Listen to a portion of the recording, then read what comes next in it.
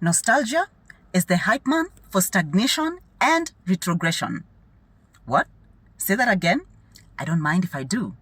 Nostalgia is the Hypeman for stagnation and retrogression. And that selective amnesia is a stronghold. Come.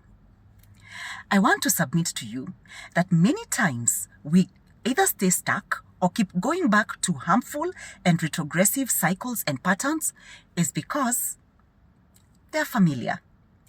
That's where we thrive. Better the devil you know than the angel you don't. And other short stories that all revolve around the good old days, nostalgia. Think about it. Maybe you finally left a job that was draining you. You hated it there with every ounce of your being.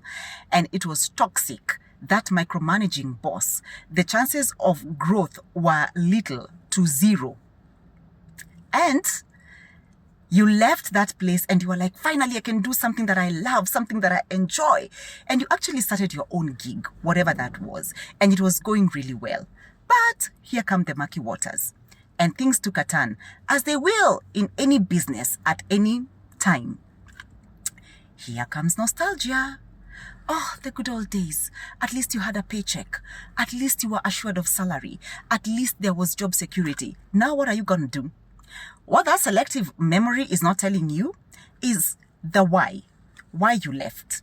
How you had to take medicine to treat hypertension and H. pylori and ulcers and anxiety and all those other stress-induced conditions. Or maybe for you it wasn't work. Maybe for you it wasn't professional. Maybe it was a more personal dynamic, a relationship, a friendship that used to make you feel like the scum of the earth, like you were not good enough, and you endured so much for so long. One day, you were surprised actually that you still had some fight left in you, that with all the years of battering, it didn't extinguish the fire inside you completely. So when you actually realized that, wait a minute, there's got to be better than this, it actually surprised you. And one day you woke up and you said, you know what? This effed up shit is not going to be my story. And you walked, and it was good. But now the thrill of walking is wearing off.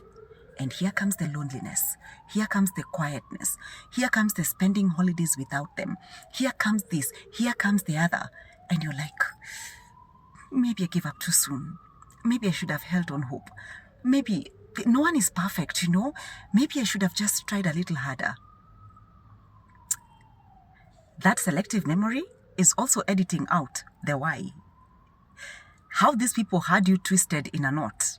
How they gaslit you into questioning everything from your name to your worth to your sanity. How by the time you were leaving, you were like, I don't know where I'm going, but I know there's gotta be better than this. I wasn't created to endure this kind of suffering, and much less from people who claim to love me.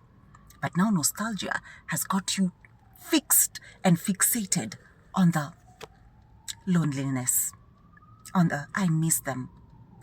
And you know, that's valid. Missing them is valid. Grieving is valid, because you're not just missing them. You're not just grieving the loss of that relationship or that interaction or that job, however toxic these things were. You're also grieving the version of you that had to die for you to get away from those places and those people. And you know you're not alone. The children of Israel, go read about them in the Bible. They're the OGs. They were the OGs of this nostalgia hype. Because when they left Egypt, they believed that they were going to go automatically to the promised land. So when they came upon the wilderness, they were like, wait a minute, Moses, we didn't sign up for this. What the heck is this? And they started saying things like, is it that there were no graves in Egypt that you brought us out here to die so that our bodies would be strewn all over the wilderness like carcasses? In Egypt, we had watermelons. In Egypt, we had garlic. Hey, here's what else you also had in Egypt. The whips, the being beaten, black and blue, the slave labor. They killed your babies. You've forgotten about that. Now because you're in the wilderness. Because that's just what we do.